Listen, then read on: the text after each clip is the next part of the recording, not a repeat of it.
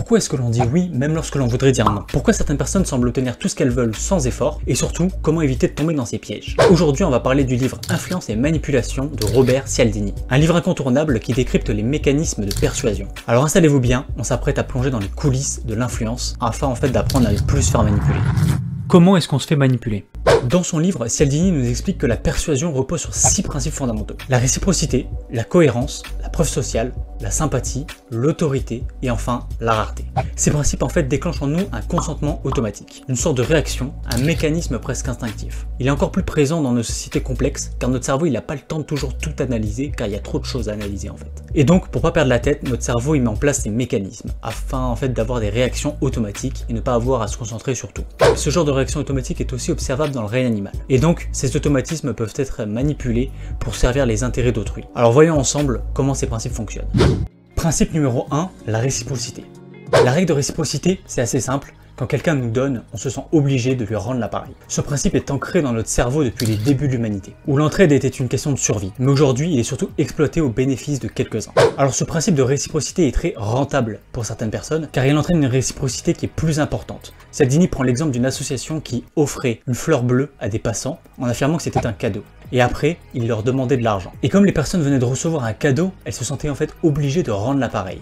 Mais aussi on peut observer ce phénomène à travers d'autres exemples plus communs, comme les dégustations gratuites dans les supermarchés. Cette technique peut également être utilisée avec le principe de contraste. Le principe de contraste, qu'est-ce que c'est? C'est tout simplement que par comparaison, une chose va nous apparaître plus désirable ou plus abordable qu'elle ne l'est en réalité, tout simplement parce qu'on va en fait la comparer avec quelque chose d'autre, une autre chose qui est plus chère ou que l'on désire moins. Cette technique est utilisée pour les tailles de produits, où la taille M est souvent un tout petit peu moins chère que la taille XL, qui elle est beaucoup plus grande. Et du coup avec le principe de contraste, par comparaison, on va en fait prendre la taille XL. Parce qu'elle apparaît plus rentable. Et du coup, si on compile le principe de réciprocité avec le principe de contraste, on obtient donc la technique du rejet-retrait. Où en fait on te demande premièrement un service que tu vas probablement refuser, pour ensuite te proposer quelque chose de plus raisonnable, de plus petit, de moins cher par exemple, qui est en réalité la vraie demande. À ce moment-là, par contraste, la demande devient dérisoire. Et en plus, inconsciemment, on se sent redevable vis-à-vis de la personne, car on lui a déjà refusé une demande. Et du coup, souvent, on accepte. Par exemple, une association peut vous demander de participer en fait à une action caritative pendant tout un après-midi, et si jamais vous refusez, elle enchaînera en vous demandant une petite collaboration, un petit peu d'argent. De cette façon-là, en fait, elle a beaucoup plus de chances d'obtenir des dons que si elle avait directement demandé de l'argent.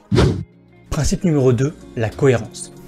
Le deuxième principe, c'est l'engagement et la cohérence. Les gens ont un besoin quasi obsessionnel d'être cohérents avec leur engagement passé. Une fois qu'on s'engage, même sur une petite chose, on est beaucoup plus enclin à continuer. C'est ce que l'on appelle la technique du pied dans la porte. Ce principe peut être utilisé de façon anodine. Par exemple, quand on est à la plage et qu'on demande à quelqu'un de surveiller nos affaires, on a beaucoup plus de chances que cette personne agisse si quelqu'un essaie par exemple de nous les voler, que si on ne lui avait rien demandé. Un autre exemple marquant, c'est pendant la guerre froide, il y avait des prisonniers américains qui étaient détenus en Chine, qui étaient incités à écrire et à affirmer des petites critiques qu'ils avaient envers leur pays d'origine.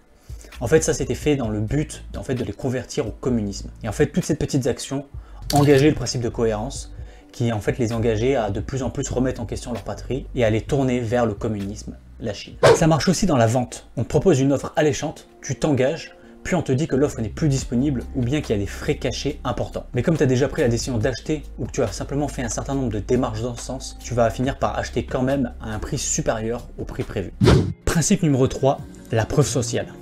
Le troisième principe, c'est la preuve sociale. Si tout le monde fait quelque chose, c'est que ça doit être bien. C'est ce qu'on se dit en tout cas. Plus il y a de gens qui adoptent un comportement ou une croyance, plus on est enclin à la suivre. Mais ça peut également être très dangereux. Cialdini prend l'exemple d'une femme qui s'est fait assassiner en pleine ville devant un grand nombre de témoins. Malgré la quantité importante de témoins, personne n'a appelé la police. Pourquoi? Tout simplement parce que chacun voyait que l'action était observée également par beaucoup d'autres personnes et que personne ne réagissait. Ça a tout simplement créé un doute. Si personne ne réagit, c'est que ça doit pas être grave et du coup personne n'est intervenu. Le conseil de Cialdini, c'est que si jamais vous êtes dans cette situation, ciblez une personne en particulier, demandez-lui de l'aide en particulier. Genre toi là avec une chemise rouge, appelle une ambulance, sinon je vais canner. Principe 4, la sympathie. Passons maintenant à la sympathie. On a tendance à dire oui aux gens que l'on aime bien. Et pour ça, il y a des leviers très simples. La similarité. On aime généralement les personnes qui nous ressemblent, avec qui on a des points communs. They're a family-owned business. Jim and I used to clean up at those. We'd go in pretending to be family. Brothers. We did it at a family-owned law firm, at a family-owned construction company, and a family-owned motorcycle store. Jim and Dwight Schrupert. les compliments, personne n'est insensible à la flatterie, et la coopération. On se sent automatiquement plus proche de personnes qui sont de la même équipe ou ceux avec qui on a connu des galères. Un exemple classique, ce sont les vendeurs qui discutent avec nous, nous complimentent et cherchent des points communs qu'ils ont avec nous, tout simplement dans le but d'établir une connexion, un lien avec nous. Ce lien, il est inconscient, mais il marche. I want my baby back, baby back, baby back. I want my baby back, baby back, baby back. I want my baby back rib. Right down the street. Kenneth Road, born and raised. Spent my whole life right here in Lackawanna County, and I do not intend on moving. I guess I could give you guys our business, but you have to meet me halfway, okay? Because they're expecting me to make cuts. Yes! Did it. Got it! Nailed it. Nailed it! Pour éviter de tomber dans ce piège, il faut se poser une simple question. Est-ce que je dis oui à cause du produit ou à cause de la personne? Principe 5, l'autorité. Ce principe, il est fascinant et terrifiant à la fois. Lorsqu'une figure d'autorité nous parle, on a tendance à obéir sans même réfléchir. Cialdini donne l'exemple d'un médecin qui prescrit des médicaments par rapport à un problème d'oreille, mais à cause de son écriture, le pharmacien comprend qu'il s'agit d'un autre médicament, qui n'a rien à voir, qui est en fait administré par suppositoire. Et du coup, le patient et le pharmacien ont appliqué la directive mal interprétée du médecin sans même se poser la moindre question. On obéit donc sans réfléchir lorsqu'une personne qui détient l'autorité nous donne une directive. Mais des symboles d'autorité comme les titres, les uniformes ou même les accessoires de luxe peuvent également jouer le même rôle, nous influencer automatiquement de la même façon. Cialdini prend l'exemple de l'expérience de Milgram où des participants infligeaient des chocs électriques à d'autres personnes même si celles-ci suppliaient d'arrêter. Tout simplement parce qu'un scientifique, un homme avec une blouse blanche, leur disait de le faire. C'est assez effrayant et ça montre à quel point nous sommes programmés pour suivre l'autorité. 6. Le principe de rareté. Enfin, le principe de rareté, il est simple, c'est que plus c'est rare, plus c'est précieux. Ou du moins, c'est ce que l'on pense. On te dit qu'un produit est en rupture de stock, ou alors que c'est la dernière offre, et là ton cerveau s'emballe. Tu ressens une peur de perdre une opportunité, et tu craques, tu achètes. Un conseil pour éviter ça, c'est simplement de rester calme, et de se rappeler que c'est pas parce qu'un objet est rare qu'il est forcément de meilleure qualité.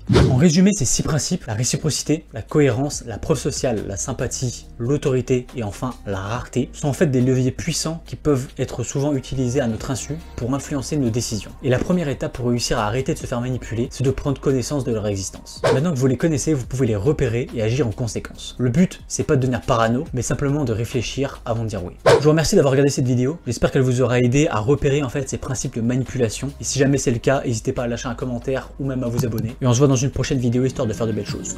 Ciao!